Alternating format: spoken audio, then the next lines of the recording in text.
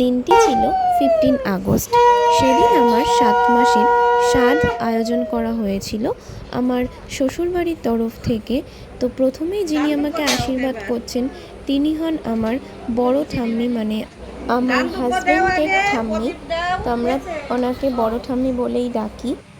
আমার সাথে খুব একটা বেশি লোকজনকে বলা হয়নি, শুধুমাত্র আত্মীয় স্বজন মিলে ছোটোখাটো একটা অনুষ্ঠান করা হয়েছিল আমার শ্বশুরবাড়িতে।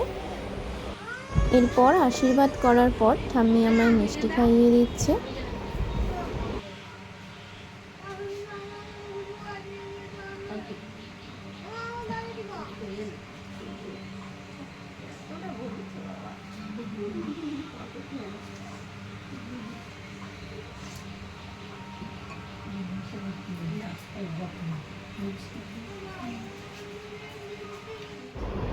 এরপর যিনি আমায় আশীর্বাদ করছেন তিনি হলেন আমার শাশুড়ি মা।